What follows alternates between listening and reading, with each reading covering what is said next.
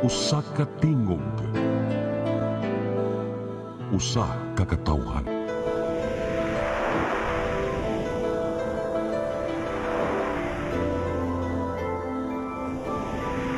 CEBU Catholic Television Network.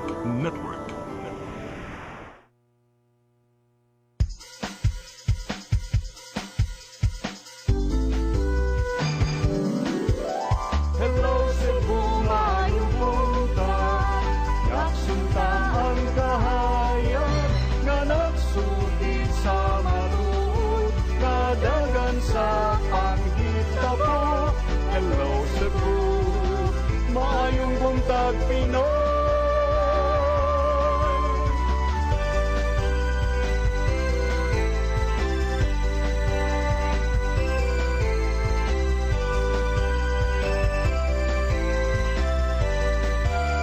Ang katutulungan sa mga katawhan. Hello Cebu, hello Cebu, maayong buntag Pinoy, maayong buntag Pinoy, maayong buntag Pinoy. Hello Cebu, may Buntag Pinoy. Alaw karon nga Lunes, Enero 8 tuig 2024. Sama sa nanan, among iatod kaninyo, kung ipakita kaninyo, kini mga front pages sa mga pamantalaan lokal ug nasyonal, ug mukutlo sa kaming pipila ka mga balita sa mga pamantalaan. Mag-iskutisgot kami sa mga butang na may labot ang lungsod. Among ipabati kaninyo, kini atong weather report ikan sa Pag-asa Mactan. Ako si Manny de los Santos Rabacal, ug sama sa naandan, kaobrato atong partner ba nagbutag, Konsihal Maluwano Inukando Tabar. Kons, may butag. May buntag sa viewers sa Hello Cebu, may buntag Pinoy. Ato ding ipadangat atong latest weather update gikas Pag-asa Mactan, Sir Jomar Aclarino. Good morning. Yes, ma'am. Good morning sa tanan ug sa atong tanan tigpaminaw kini atong latest weather update karong adlaw. Ang shoreline ang paday nakaapekto sa silangan bahin sa Southern Luzon ug kining amihan sa may ibang bahin sa Luzon. Atong weather conditions sa Visayas, lakip na ang probinsya sa Cebu, makasinati generally for weather init ug igang na panahon, gawas ini ni mga patak-patak na mga pagulan o kini mga localized thunderstorm. Hining ito na sa kasarangan ng hangin masinati sa Visayas, ug kadagatan malinawon ito na sa kasarangan ng pagbalod. Temperatura sa Cebu 26 to 32 degrees Celsius. Adlaw mosalop alas 5:37 sa hapon, dagat Muhunas alauna 17 karong hapon, mutaob unya alas 8:21 sa gabi. Philippine Standard Time alas 8:04 sa buntag, gikan diri sa Mactan, Pag-asa Visayas, DOST Jomar Clarino. Sir Jomar. Yes ma'am, good morning. Yes, good morning. Sir, medyo dagum-dagum karon, doon na ba tay mga other possibilities nga mubalik tong medyo gamura gahapon man to, sir, the other day nga gipukaw tagkusog nga uwan. Are we expecting that in the coming days? So expected na to within 3 to 5 days, generally fair weather ta. So even though fair weather na agihapon kinang isolated rin showers or localized thunderstorms, but dili kini magdugay. So taas ang time gihapon na makasinati ang maayong tempo ng panahon o walay uwan o kining mga pag-uwan is mga passing na masinati nato. Okay. Thank you, Sir Jomar. Okay, sa payan ma'am, daghang salamat. Good morning. Mao kadto si Sir Jomar Aclarino gikan sa Pag-asa Mactan karon arita sa atong front pages sa mga pamantalaang lokal ug nasyonal atong sugdan sa Sunstar Daily. Sa Sunstar Daily, lack of contract MCWD to evict City Hall office. Sa Super Balita sa Sunstar, 210 ka pamilya nasunugan. Sa The Freeman, twin fires also leave 10 million pesos damage, 200 families homeless.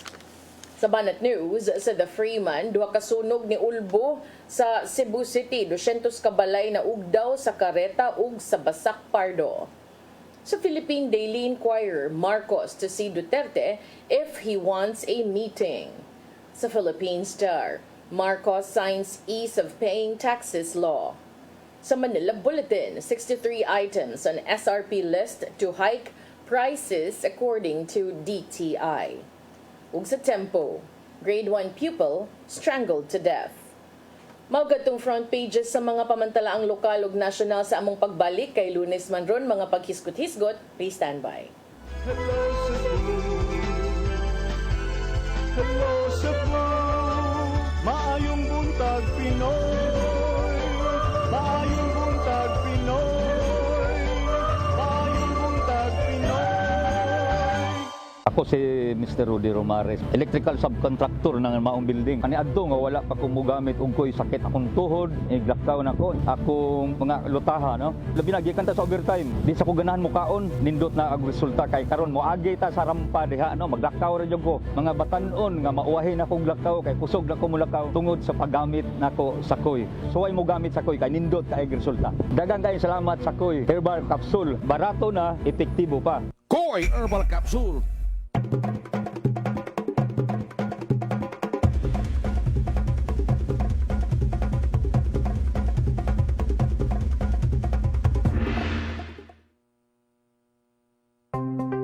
Discover the beauty of the Philippines.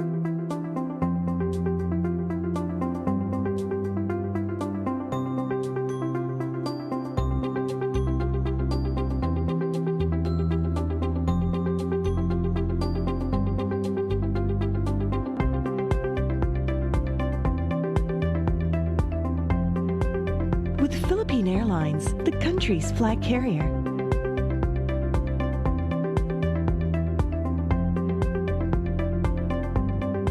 The airline that lets you feel the warmth of the nation.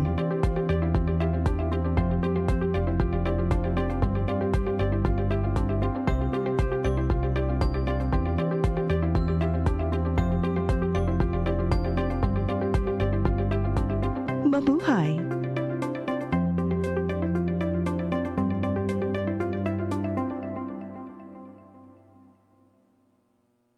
Hello Cebu. Hello Cebu. Maayong buntag Pinoy. Maayong buntag Pinoy. Maayong buntag Pinoy. Para sa Hello Cebu, may Buntag Pinoy ug karon ani kining mga balita gikan sa mga pamantalaan ug iyon marusa mga tuang pag-iskut-iskut luyo sa mga balita. Unaw nato kining sunog. Duha de kadagkog sunog kons ang niigo sa mga laing dapis dakbayn Sugbo detong Sabados gabi, Disyembre 6, Enero 6. Sa kinatibukan, 210 ka mga pamilya ang nawad-an sa Pinoyanan. Urag sunog na tabo sa sitio Kalapukan, Barangay Carreta, alas 9:21 sa gabi ni adtong o nga niabot og third alarm. Gawa sa mga bumbero sa siyudad Sugbo, nitubag sa alarma ang mga bumbero sa nagikan sa dakbayan sa Mandaue, Lapu-Lapu ug Talisay. Suma sa Cebu City Fire Office, nikabat og 66 ka mga bahay ang nasunog ug nagbilin sa dadyos nga 4.5 million pesos. Dugang sa Cebu City Fire Office, ang sunog na sugod sa bahay, gagi pa nag-iya ni Emilia Colongan, nag-ipuyan ni Eusebia Pardilio nga kaubanan. Sa pasyunang investigasyon, ni Fire Officer 3 Polvert Navarro sa Bureau of Fire Protection, CCFO, na sayran sa Superbaleta Cebu gagawa sa bahay ni Kulongan nga kabahin sa 66 ka mga bahay nga nasunog. Ang 60 ni Inimoy higpit nga naugdaw. Dili mo minus 90 ka pamilya ang nilagkuban sa 400 ka mga tao ang naapektuhan sa mao nga sunog. Inoon, way gikataho nga napaso o nakalas sa mong sunog. At tulos sa ito ang pagsibya ang Bureau of Fire Protection CCFO, nagpadayon silang investigasyon sa sinugdan sunog apan ilang isubay ang posibilidad nga electrical misuse. Samtang ngay kaduhang sunog, nitabo sa luyo sa wetland sa sitio Kanipaan, Barangay Basak Pardo, alas 11:33 sa gabi o gipasaka usab sa third alarm. Sa investigasyon ni SFO1 Riza Hulve, fire investigator sa BFP CCFO, na sayran sa Superbalita Cebu ang sunog na sugod sa panimay ng panag-iya ni Biano Nedia, nga gipuyan ni Dian Nedia o mga kauban. Ang maong sunog na kaapekto sa 96 o 95 ka mga bahay, apan nuibintan ini ang hingpit nga naugnaw sa kayo. Dili mo minus 120 ka panimay ang gilagkuban sa 420 ka mga tao ang nawadaan sa Pinoyanan. Nagbili usab og 5.26 million pesos nga danyo sa mga sunog. Sama sa unang sunog, ang mga bumbero nagsubay sa posibleng electrical misuse. Usab ang hinungdan sa pag-ulbo sa kayo. Naangon sa mga insidente si Cristel May Marientos, 21 anyos, dalaga, kinsa nakaangkunog sa man siyang agtang. Ang mga biktima sa duha ka mga sunog gipahiluna sa gym sa barangay samtang uban sa temporaryo nga mga gambalay. Giyatagan sila og ayuda nga pagkaon ug kagamitan sa City Social Welfare and Development Office ug sa kagabhanan sa barangay. Init magugayron kons. At ipaybaw sa ato magkaigsuunan ha. Makaingon mo anong init. Ang init muko ada o parlabi ng nipa or anything nga murag combustible kanang dali nga masunog, musiga na bisag kainit lang kaadlaw, di na kinahanglang puspuro. Pero kaning ilaha or Kani electrical misuse ning ilaha. misuse, ha? Electrical misuse. Ako lang gipuno kay init mo kay mga panahon na kon. Di angay kumpensahan. Unya arita. Katay na ni Gons. Ang Cebu City Government ko nga naggamit ko sa usa ka building ang iparangiya sa Metro Cebu Water District, MCWD, sa may Atbang City Hall, sud na sa 5 ka buwan, apan tungod kay wa naman isla magkauyon, may tungod sa abang di ay, doon naman di abang nini, ang city, wa magabayad og abang ini suma sa mga board of directors chairman who said the lose the third. Sa ilang agreement,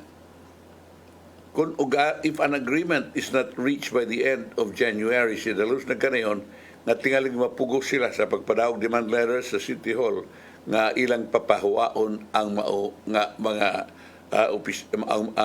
maong opisina. Sa no payment yet, we will remove them already. Suma ni Dalus. Sa ito pa naghuwat siya bayad.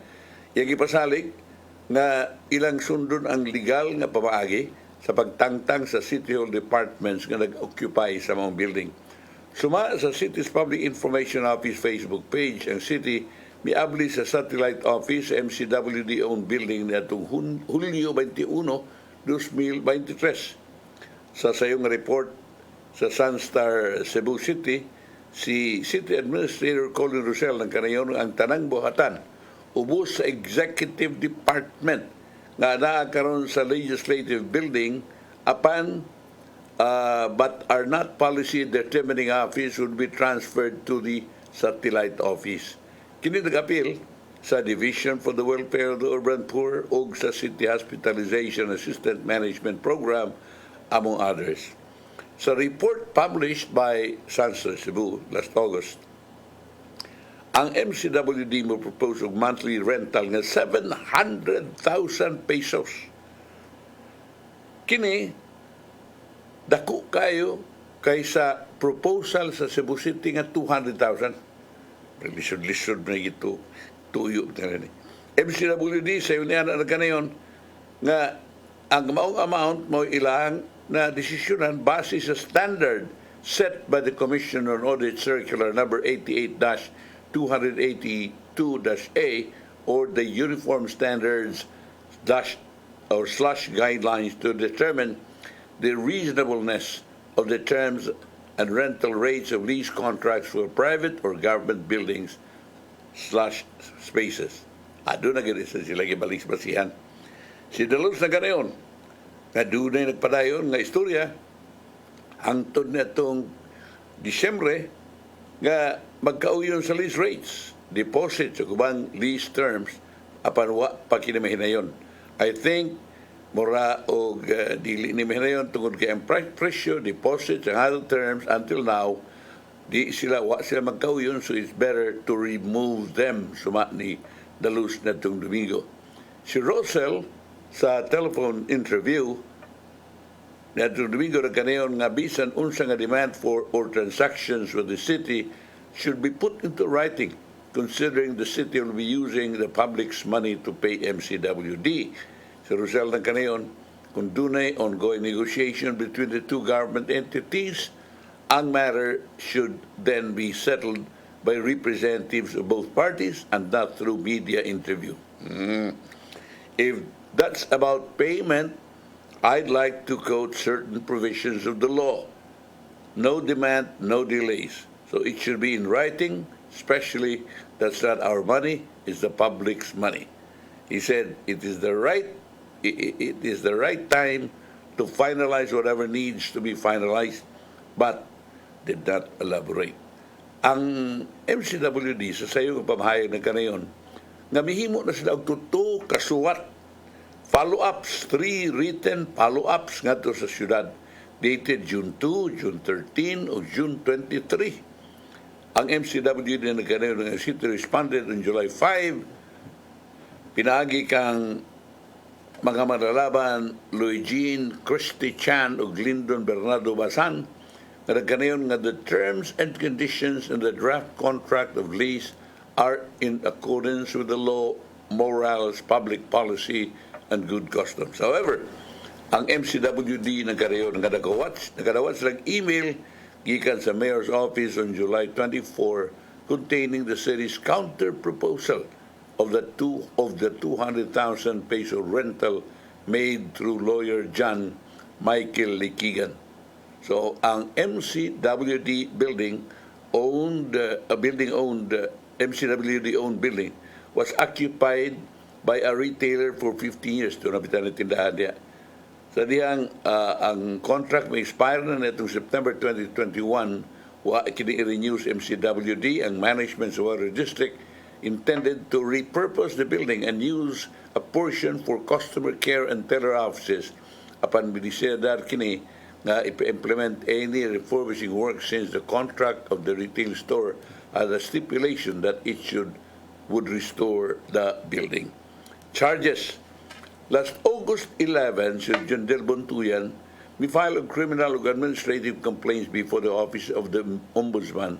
Batok kang Mayor Michael Rama, Rosel, Department of General Services Head Rolando Ardosa, and lawyer school board officer in charge Christian Hasamal over the City Hall's use of MCWD-owned building. Si Buntuyan, manager sa Cebu City Sports Center, atol sa time ni late Mayor Edgardo Labella, may akusar na nagwari-wari sa kwarta pinagi sa pag-renovate sa MCWD-owned building bisan kunwa kinikontrata. Ang complaint said nga ang city officials violated Section 41 of Presidential Decree Number 447 or the Decree of Local Fiscal Administration as well as Republic Act 9184 of the Government Procurement Reform Act. As for the loose, he has been at odds with City Hall since Mayor Rama moved for his ouster from MCWD last May. The Rama appointed retired military general anyway. The Rama appointed board members then elected Feliciano to be their chairman, hence replacing the Luz. The Luz, Pato, and Seno have since refused to step down from MCWD board. Muna ni karon kons ang nahitabo kining ang MCWD board man. I don't know kung legal ba ning sila nga board members karon kay sa pagkakaron wa pa maging sila matangtang by the court or by the law.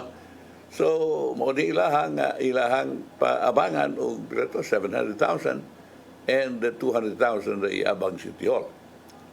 Now, tungod kay ilaban na building, even if they are both government entities, but they have their own kanya-kanya. So, Authority, sad. Oo. Muna na. So, anyway. Pero wala gyud bisag usa ang tanang nilang lalis na naghisgot no kung okay pa ba atong tubig unsay kahimtang urag nasubraan sa politika. Tinuod gyud. Ang ilang gilalisan karon kanarang mga ilaha para ra gyud personal ra gyud nila. Positioning. Kanang kinsay mas gamhana nila but at the end of the day nagpabili ng kamaturan nga ang purpose untas MCWD para tubig. Dili para whatever. Tinuod gyud na may tubig. buong man lang sad ta sir unsa man gud day naa din ha nga mura mag-initan kaayo sad sa City Hall. Initay kay ba ka? Pagduda ng mga tao, hadi, may mong dili at tinuod, pero pagduda ng mga tao nga kwarta yung gapo idugdan. Paita. Muna din na, pareha niyo.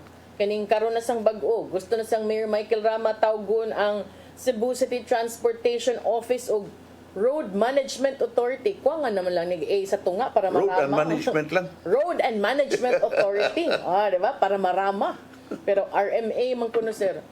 Nga ang mga tao nagyaw-yaw, uy kanang tanaw ko ba kadagkag problema sa traffic kana gyud yung giuna pangan jud makasulbad ba na sa traffic. Pero ang puntong Mayor Michael Rama na aron kuno di maglibog kay naman kunoy Cebu City Transportation Office, naman sa kunoy City Treasurer's Office. Nya siya kuno usahay ni gawas sa mga balita maglibog siya kung unsa ba kuno nagihisgutan kuan ng pundo bas pangagamhanan or kanibang mga clamping sa mga sakyanan. Murag hibungsad ko ba mayor dugay naman ta diri Cebu man may naglibog anak kibaw man mi, but I think because until now bisag CCTO is already CCTO tawgon gyapon sa mga tawag sitom ingon ana ka. Sitom gud gyapon kon. Sagbara ng CCTO kon, sitom gud gyapon tawag.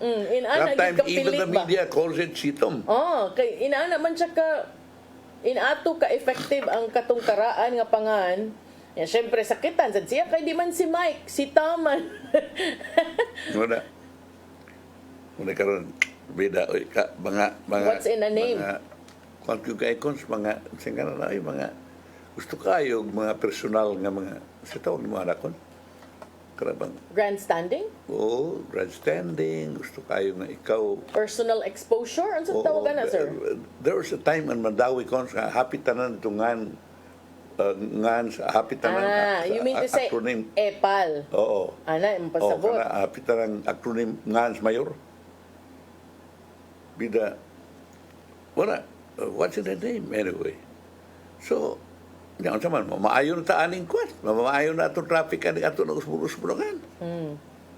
Mura mag ka ng, diba, Shakespeare man na, what's in a name? Calling a rose by another name would still make it smell, so to sir, The as same. sweet. It smells the same. So, but pasabot, irrelevant. Smell as sweet. Smell as, calling a rose by any other name would smell just as sweet. It wouldn't have any difference. So, bisan pag unsa na imong pangandiha, bisag unsa pa kanindot, kung bala kay taning atong trabaho, gyud mo efficient. It not because of the name only. Anyway.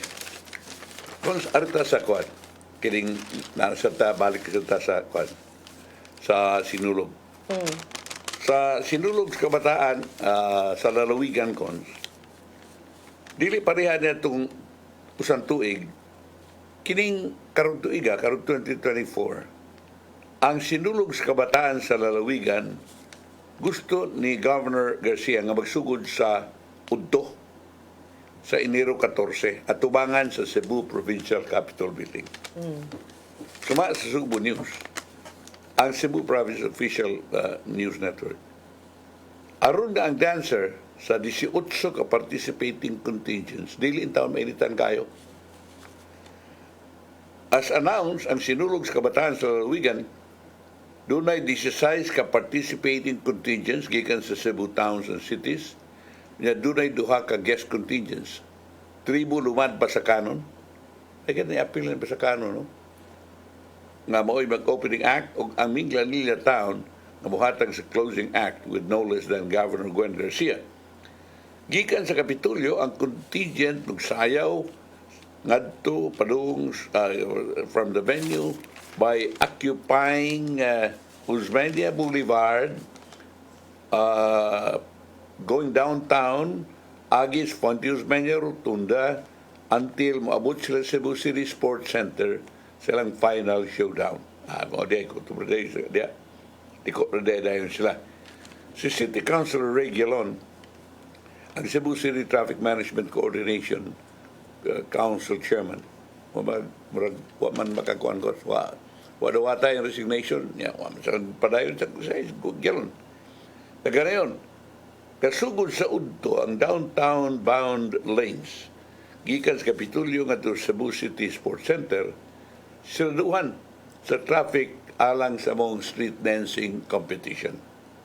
Sa naganayon, may paghatag og higayon alang sa preparasyon og sa contingent along the Sinulog route leading to the grand showdown sa sports center.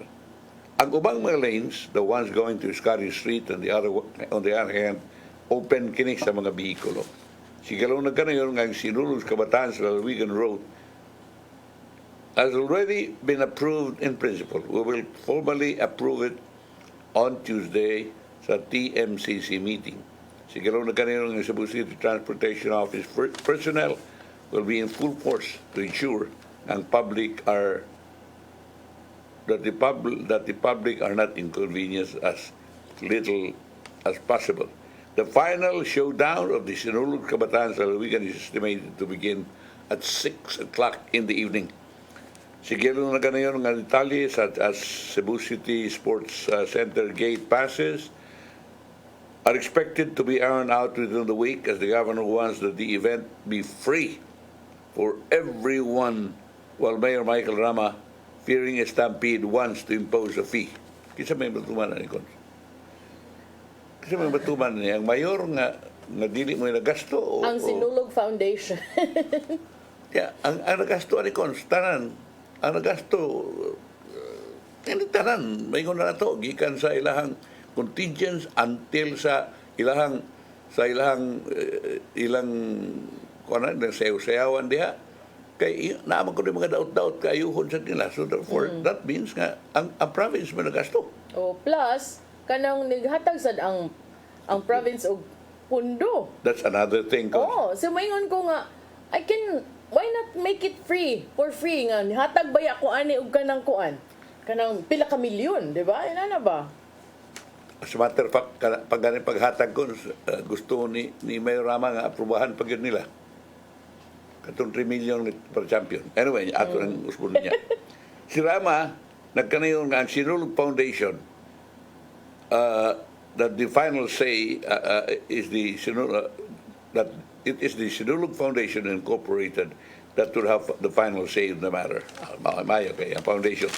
Samtang, sa ka-advisory kagahapon ng Cebu City Transportation Office may announce na ilang introduce ang traffic scheme that aims to improve the traffic situation along Governor Cuenco Avenue starting today, January 8. Ang CCTO na ganayon nga ilang i-impose an assisted or regulated left turn in all driveways of business establishments and residential areas to maintain the traffic flow and said area without compromising the economic viability. Balikan tandoron Consby. Kay gipatangtang naman itong Mayor Rama katong left turn nyo dito. Ambot lang sa ato sir kay naglibog ko ato kay nigaw sa batong permanently temporary sa libog na ko. Balikan na lang. Libog na ko na. Break Sige, sa ta. balik mi man sa pipila ka painomdom, please stand by. Hello Cebu, maayong buntag Pinoy, maayong buntag Pinoy, maayong buntag Pinoy. Ako si Mr. Rudy Romares, electrical subcontractor ng Maayong building. Ani adto nga wala pa ko mogamit og koy sakit akong tuhod, iglakaw na ko, akong mga lutaha no. Labi na gikan ta sa overtime. Di sa ko ganahan mo kaon, nindot na ang resulta kay karon moagi ta sa rampa diha no, maglakaw ra jud ko. Mga batan-on nga mauwahin akong lakaw kay kusog na ko mulakaw tungod sa paggamit nako sa koy. So ay mo gamit sa koy kay nindot kay resulta. Daghang kay salamat sa koy. Herbal capsule, barato na, epektibo pa. Koy Herbal Capsule. Discover the beauty of the Philippines.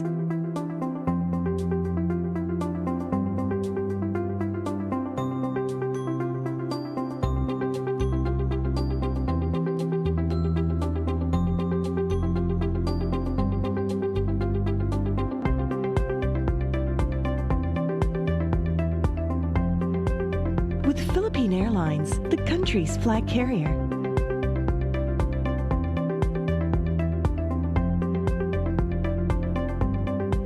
The airline that lets you feel the warmth of the nation.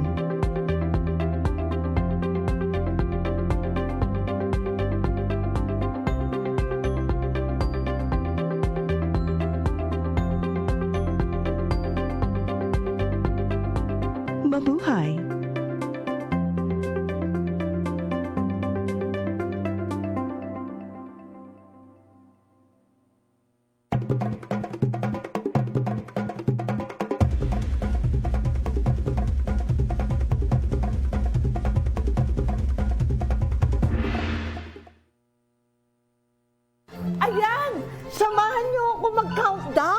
17, 16. Naku, makatapos talaga nito. Mamimigay ako ng bigas. Bigas? Kailangan sa bisig sa dito.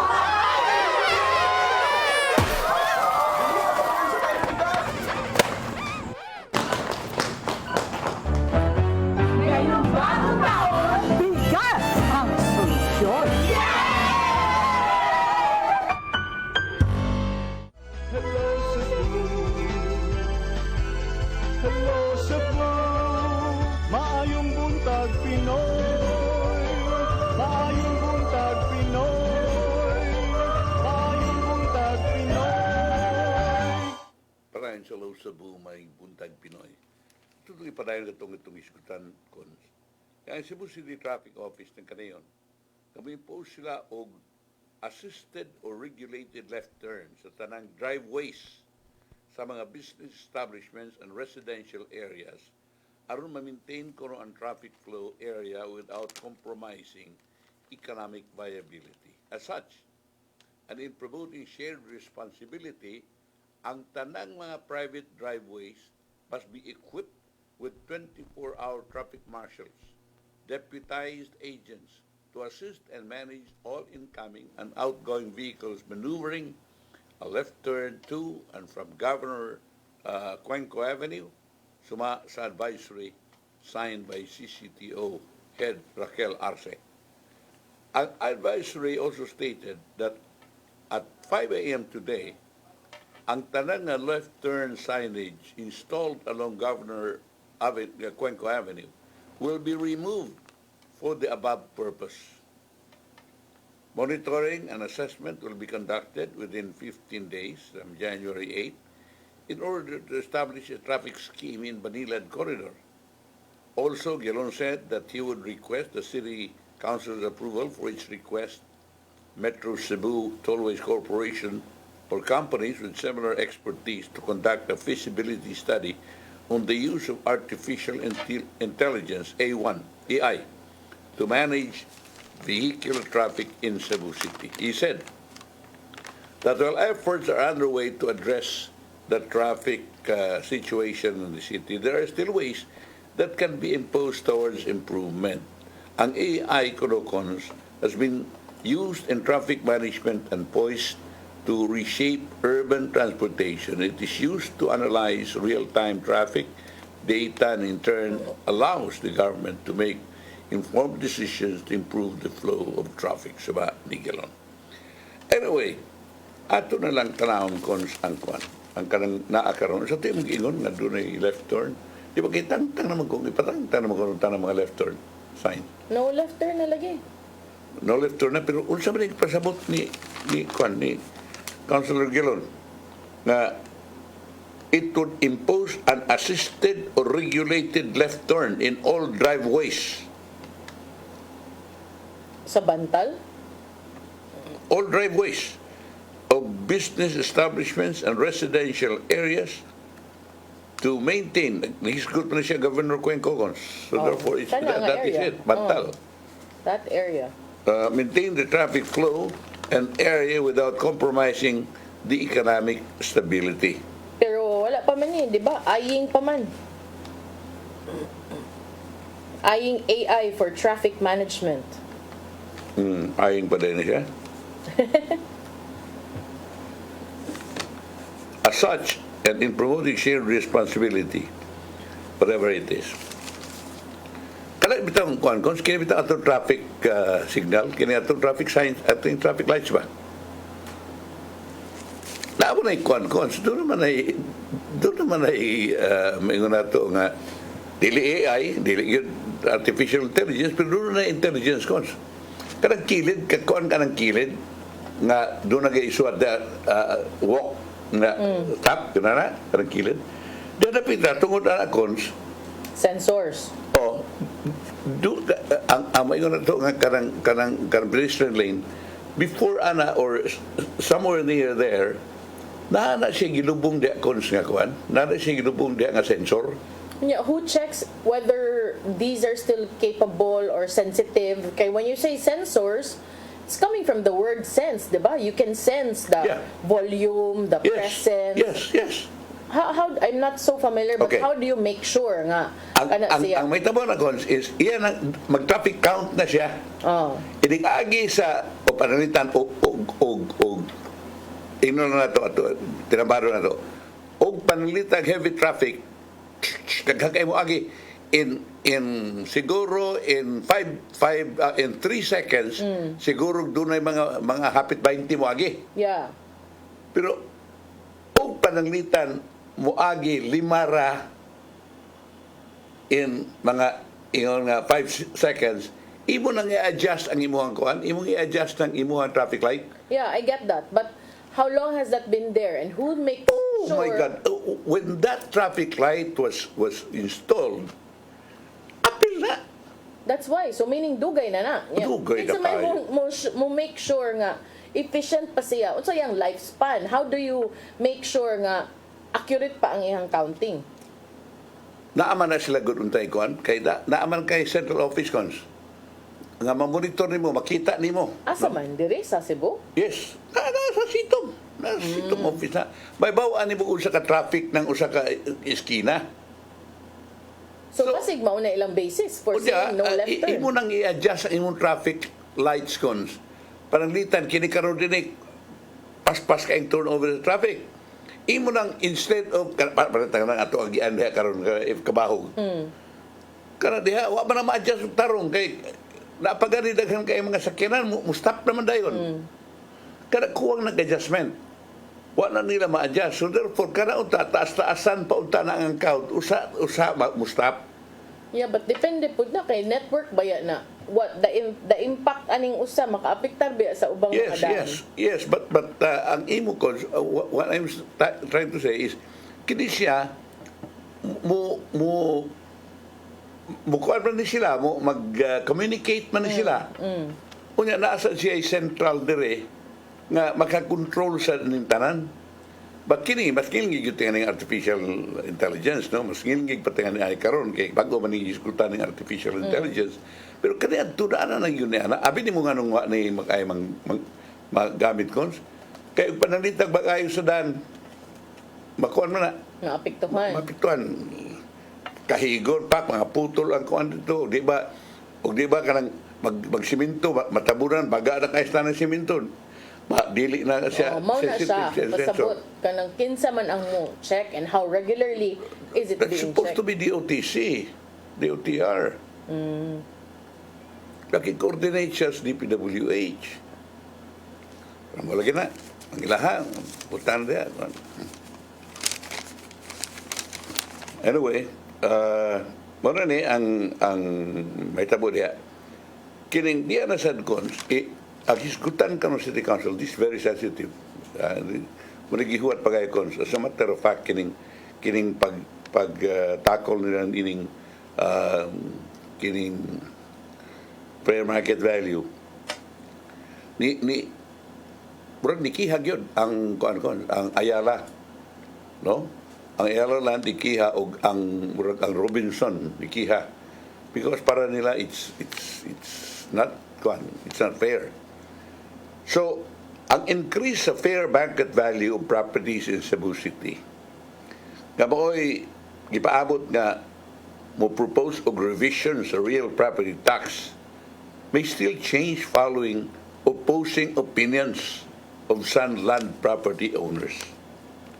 Ipaibaw ni Councilor Noel Vinceslao, Chairman sa Committee on Budget and Finance, sa ka-interview with a Freeman kagahapon. On the other hand, si Vinceslao na kanayon, nga ila pang diskutihon kini sa Council due to the ongoing preparation sa upcoming sinulong. To recall, ang Cebu City government has noted that one of the primary source of funds for the 2024 budget is the projected collection of the revised RPT, real property tax, which is anticipated to collect a soar of tax rates. Ang basis sa proposed new RPT code is the fair market value FMV that is determined by the opinion of the appraisers and the other stakeholders. So Vinceslao previously said that this would be based on the recent sale record of the property. The city assessor will also schedule the fair market value based on the opinions of the appraisers and the stakeholders. Si Wenceslao na kanayon, ngailang diskutihon before the Cebu City Council ang ilang kalihukan for the revised RPT in consideration of the oppositions that they received due to the increase sa fair market value which the proposed new tax rates will be based on. As far as the ordinance is concerned, kumpleto naman to. But what we need to do is discuss the fair market value gyud sa land because mao gyud ang dako kay impact. Kunya we need to discuss how do we go about it. So, niya. Highly developed areas in the city, according to Wenceslao, would feel the most impact of the SOAR of FMV that needs to be discussed anew. With this, Wenceslao na kanayon, that they are not discounting the possibility that fair market value may still change, which equates to a possibility of reduced projected tax rates. Amo paning himuan o i-gradual ba namo ang increase tanahon pa namo, especially sa fair market value sa yuta.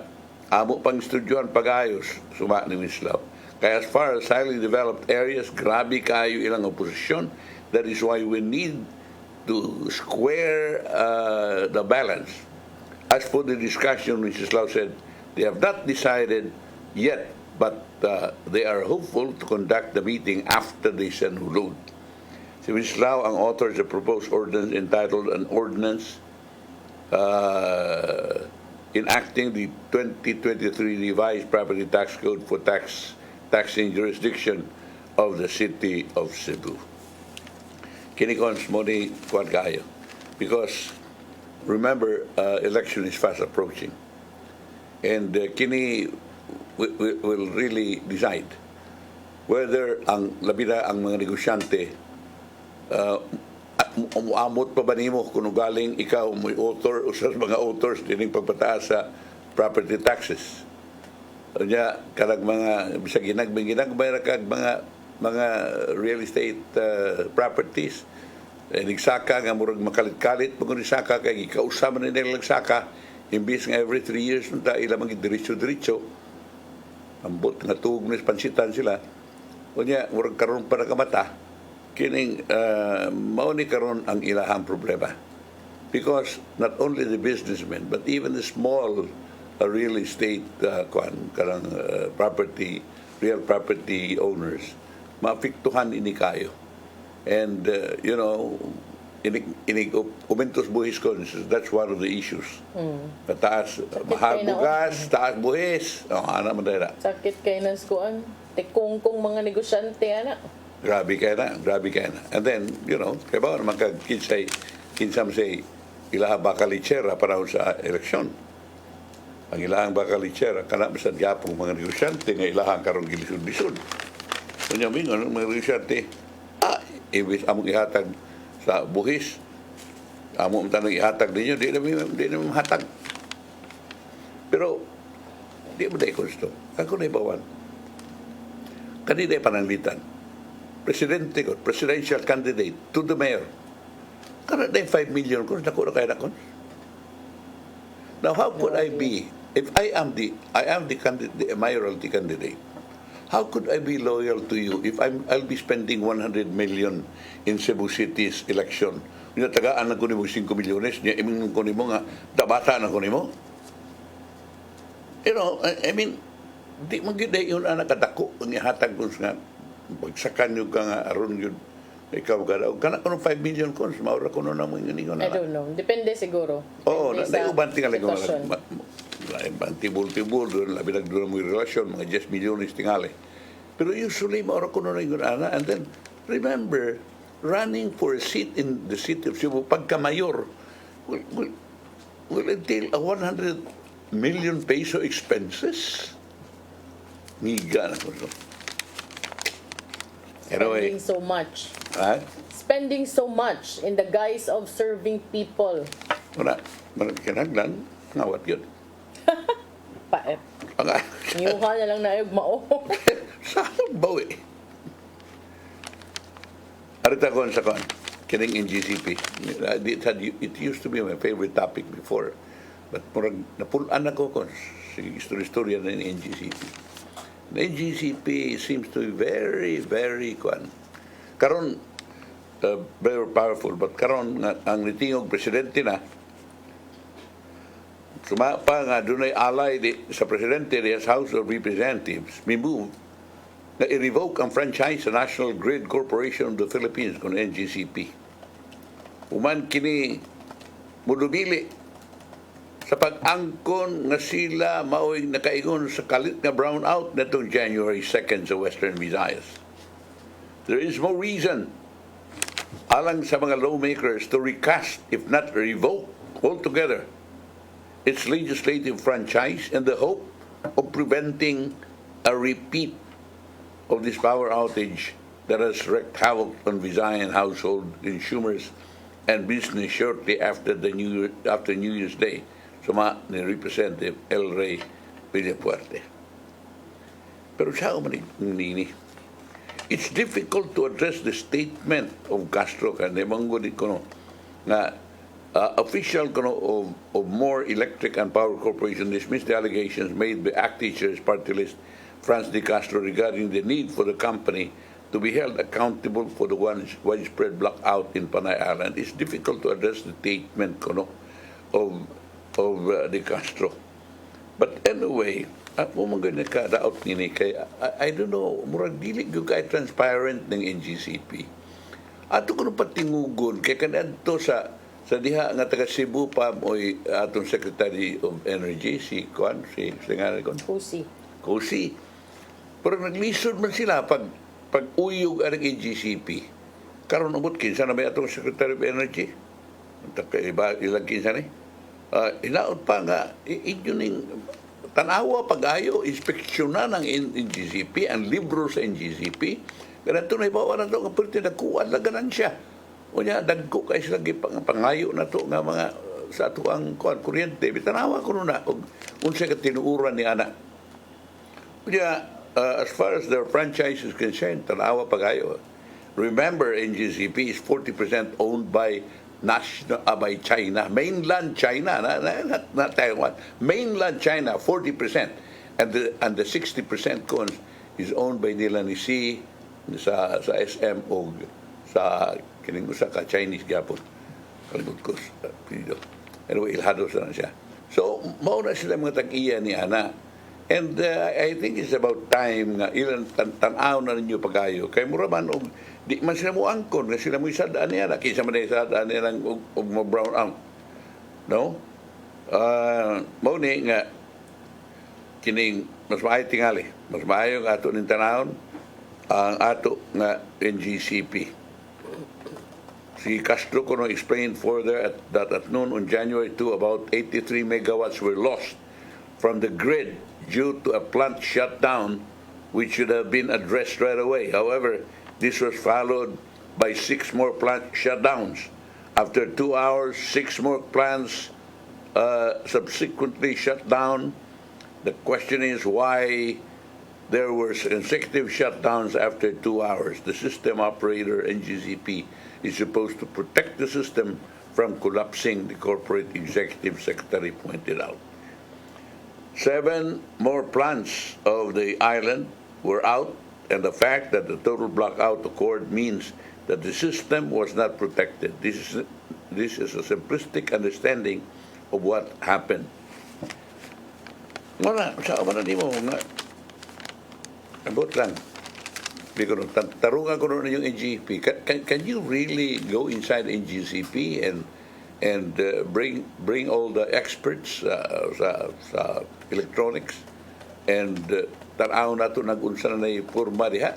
Kaya kung ibawan na po, ipangilista na ng mga parts diha o made in China o niya, Chinese characters na di na mabasa.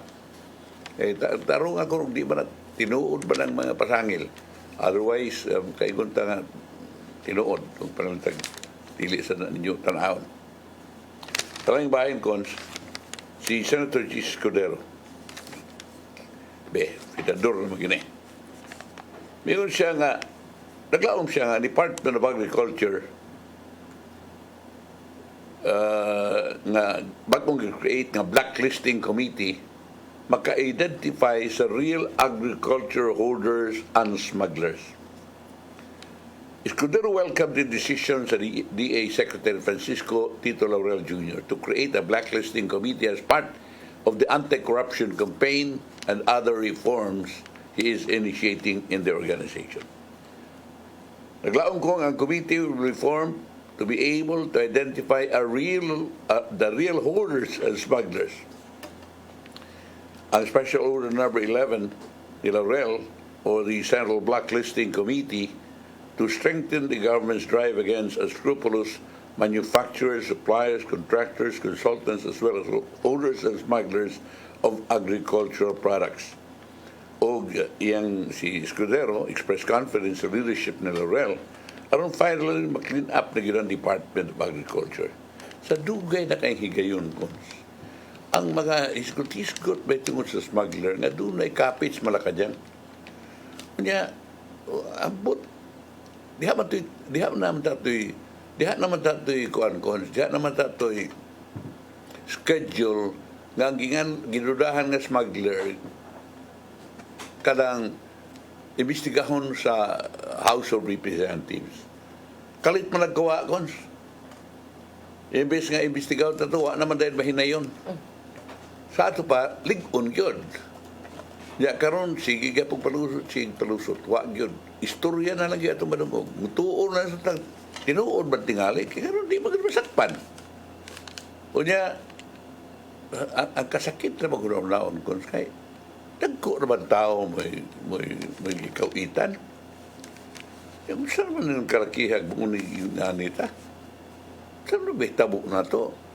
Kuna nga, once and for all, ato ning may kaitad si Speaker Romualdez o kanang mga kurisista niya ang SMNI inyo rin imbestigar na yun inyo gani na yun ipriso bisa kinsa na ginagmay kayo imbestigar na yun kini ko paro mag-yung kayo ning dugay naman kayo ning ihisgutan ka smuggler wa mo lagi din ninyo imbestigar aduda naman ninunta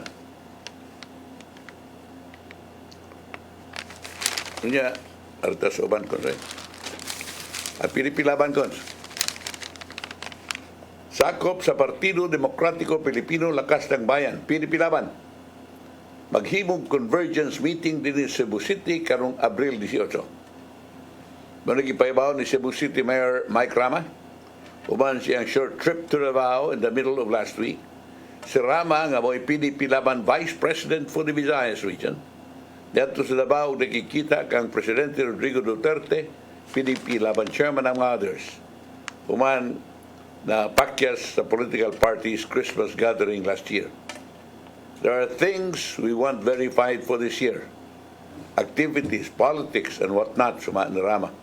Kaya siya ang program. Sa Rama nagkanayon, na doon na sila interesting exchanges on some national issues and other concerns but refused to elaborate about it. Some politics were discussed, but I'm not at liberty to talk about it. Si Rama, nangutana usab, may tungod sa, gipangutana usab, may tungod sa possible senatorial bid ni Duterte in 2025, apan si Rama nagkanayon nga wa kini nagdiskuti sa mga meeting. Si Rama, may paibaw nga PDP Laban, doon ay usakat converge meeting karong Abril din. Ang most important is converge. Most of us, if I don't know about if you're still with us. Meanwhile, si Rama also expressed support to Western Visayas concerning the power outage in the area. I am making a stand to support Western Visayas, especially to our advisor, Mayor Jerry Trinas. Western Visayas has an outage of power, and it doesn't look good. Supporting on the stand of what is addressed by the NGCP. Anyway, so klaro gyud kayo nga si Mayor Mike Rama is the Vice President for the Visayas sa PDP Laban. So if there's going to be an election of presidents nga magbutang ang PDP Laban ng presidente, kunya magkaatbanggid sila og ang ang grupo ni Marcos, which is isa yung grupo, ug magkaatbang na niya, murag mas sila si Romualdez, Speaker Romualdez, lakas in UCD man na sila. So, Mayor Rama will be under the PNP Laban. Yung nato. So, therefore, ang iyang makontra niya, if ever, kinahanglan ng Buntagan, ubos sa laing partido, and that will be the party kung kinsa may Buntagan sa pagka-presidente na makontra. Ito yung panahon ko. Yeah, ito'y padangat ang gianda ni Tatay Dodong ang iyong pulong kinabuhi.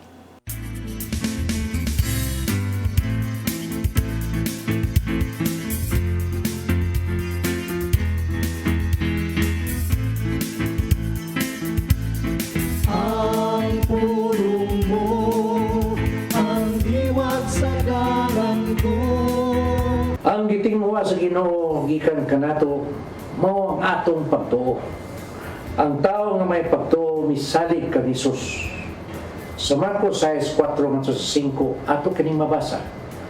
O ningon si Hesus kanila, ang propeta gitawod sa tanang dapit gawas siyang kaugalingong lungsod. Sa iyang mga kadugo ug sa iyang banay. Wala sila makahimog milagro dito gawas sa pagtapion sa iyang mga kamot. Niyadtong pipila ka pasakiton. Ug layo sila.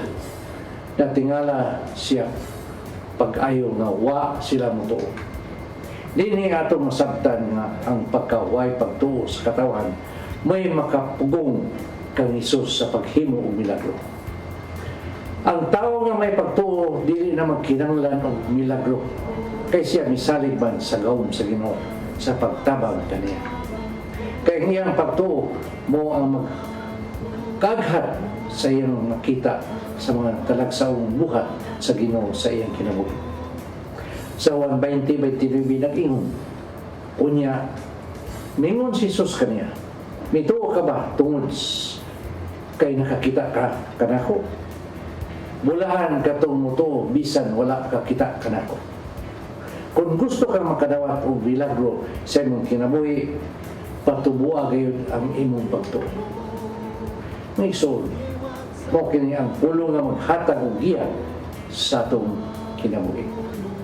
Magampok kita. Langitong Amahan, ang among pagtuo mo iyawi aron maangkon namo ang milagro nga among gikinahanglan. Hatagi kami sa grasya aron kanunay kami lig-on sa maong pagsalig kanimo ug diha kanimo lamang kami mututo. Amen. Ang samahan sa Anak sa Espiritu Santo. Ang pulong mo, ang diwat sa dalan ko. Pulong kinabuhi ni Tatay Dodong Limchua mo nagtapos sa itong tulumanon. Dagang salamat sa COIG sa Philippine Airlines. Thank you very much, Archbishop Jose Palma. Nanaydayan ng Tatay Dodong Limchua. Thank you, Sir Dennis Tabar. Salamat. At mga kaubanan sa TOC, Sir Robert, Miss Inday, Sir Anton, Sir Richard, Miss Joanne sa newsroom, Sir Michael, Sir Del, Sir Raymond, Sir Bruce, ug diri sa studio si Ferdy. Ako si Maluy ng Kando Tabar. Ako sa Manny de los Santos Rabacal. Hello, Cebu, may Buntag Pinoy. God bless. Bye.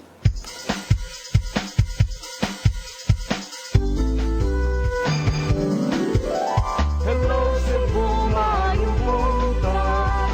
Nagsunta ang kahayag nga nagsulti sa matuod, kadagan sa